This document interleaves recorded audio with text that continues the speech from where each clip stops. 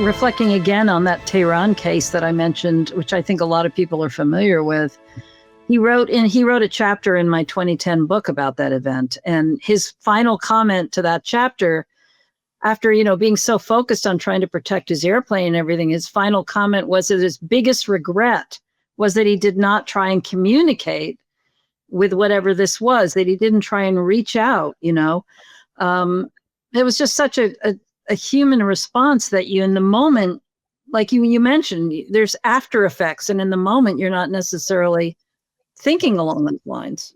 Yeah, well, that raises the CE5 question of human-initiated contact.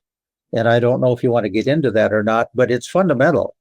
There's a kind of a human need to close the loop, the uncertainty loop. And I think pilots experience the same thing. And some pilots will try to communicate in some way with the phenomenon. Not all of them, but some of them do. And some of them are surprised to get a response back. And that's a CE5 case.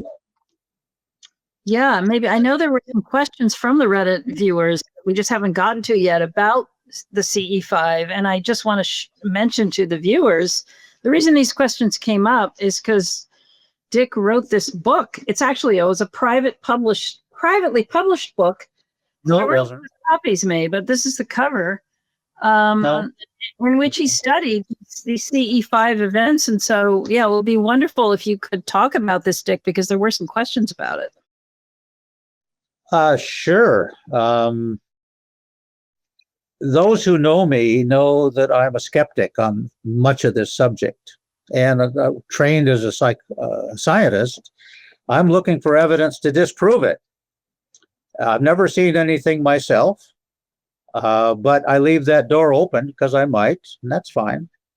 But in the process of meeting a lot of people over the years and doing some in-depth research on this, I set out as a skeptic to say that there's no case where humans have tried to communicate with the phenomenon. Now, fast forward to the CSETI organization by Dr. Stephen Greer, and he put an organization together to do exactly that, to be proactive towards the phenomenon. And I must say that the UFO community in America particularly has been very passive. And what I mean by that, they have done interesting things, but they sit there and wait for the phenomenon to appear. Now, what Dr. Greer has attempted to do is to develop an approach which is proactive and organizes the participants, the humans, in a way that might somehow attract the attention and get a response back from the phenomenon. And that's what he claims to have done. Now, I set out to disprove that. I really did, because I didn't think it really would work. It wouldn't happen. And much to my surprise, after doing a lot of reading and searching, I came across over 200 cases worldwide, not just America, where people have done exactly that. They have signaled the object in the dark night sky with a flashlight, for instance, with a code of some kind, short, long, long, long, short. And after a brief delay, they get a visual signal back, short, long, long, short, or others. It wasn't always exactly the same. Well, I was surprised, and so kind of got the hook in my mouth like I was a fish on a line, and I began to look further, and I came up with over 200 cases from many countries of the world, which tells me from a research point of view that it's not cultural, language, religion, belief systems, education. It's basically worldwide. And that when the curiosity of a human being in India, Russia, America, England, you name the country, when they make a conscious attempt to signal, oftentimes, not often, but sometimes they'll get a response back, and that's a CE5. And so just in conclusion, in writing this book, I have a number of chapters. Mm-hmm. And one of the first chapter is friendly human behavior. And this is when you wave at a thing in the sky. That's pretty friendly. Or you have a flashlight, you flash this flashlight. That's not too dangerous. And I found, I don't know, I forgot how many cases there are in that chapter. The second chapter, however, is aggressive human behavior. And that turned out to be the longest chapter in the book, that humans are more likely to shoot guns, arrows, rockets, throw rocks. They've done almost everything for whatever motive. And you might say it's fear, but it might be something else. That an aggressive human behavior is the dominant response to humans in trying to communicate with the phenomenon. And there are some very outstanding cases that I could share, I won't, which demonstrate that very thing. And so, bottom line, is there evidence in this book or in the larger world that came from of intelligence behind the phenomenon? That's what I was really looking for. And by closing this information loop between a human to the object back to the human, if there's some correspondence that is random, then it's probably pointing that the phenomenon itself is a natural phenomenon, like lightning, ball lightning, some atmospheric effect, weather. However, if in this back and forth communication, the human receives the same message that he sent, that suggests non-random. That suggests intelligence. And I have to go on record in saying publicly that that's what I found, evidence for intelligence. And I'll just leave it at that.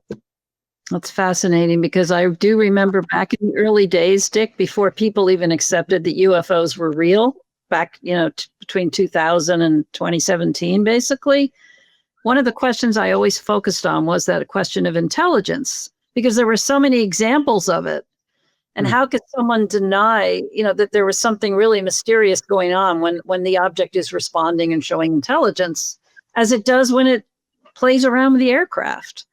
So it's just such an important component. Yeah, I was going to say something else, but I forgot what it was. There was just one. Just to mention too, the one event during the Belgian wave of 1989, where when so many people saw these triangular craft, and there was one event where there was a couple driving their car, and they actually saw the craft before trying to signal to it, and then they flashed their headlights towards the craft, and the craft flashed back. And then the craft followed their car for a while, but it was just spectacular, that it wasn't that they called it in, but they had already seen it, but then it responded to them. It's really, really compelling. Ryan, do you have, I'm sure most of the objects seem to demonstrate some kind of intelligence, but do you have any particular examples where they seem particularly intelligent in responding to humans? Or? Well, I don't have too many to get into, but it's very clear that they're operating intelligently by the way they maneuver around an aircraft and avoid it, and seem to depart basically as it's approaching its final descent period. There's just clues like that, but no direct communication that's within my holdings. Yeah, do you find it, the fact that some of the objects that you've reported, Ryan, are so small, the chances are they're not inhabited by anything. Is it a great mystery to you that they could show intelligence even though they seem to be? No, something. No, not.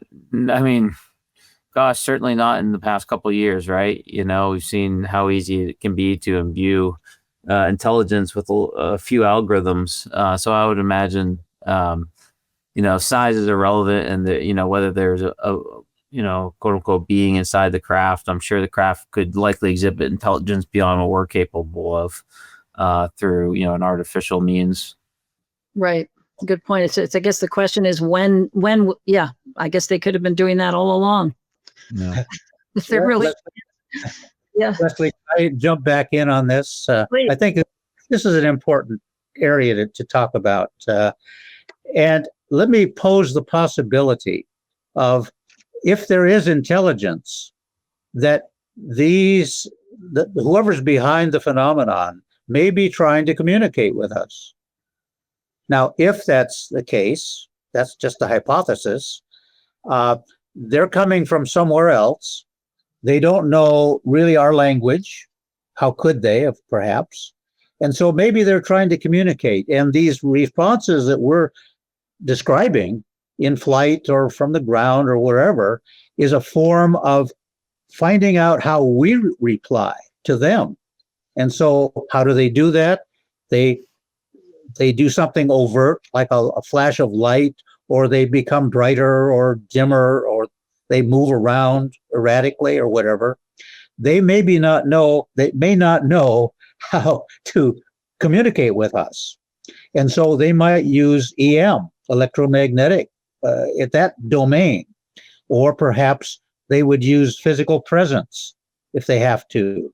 Perhaps they use paranormal cognitive effects that John Mack was looking into quite extensively. What if they have just a psychic ability to talk directly into the consciousness of a person? And I think, to be honest and complete or direct, we have to keep that door open. We can't just close that door. Or that perhaps there's even a spiritual dimension here that scientists would overlook, perhaps. Many scientists would. But maybe there's another being or creator who's trying to communicate with us. That's, to me, I know that's getting us off track, but we've got to keep that door open. It's not just nuts and bolts. I completely agree with you. Completely agree with you. And I'm really pleased that you said that. That's going to mean a lot to a lot of people.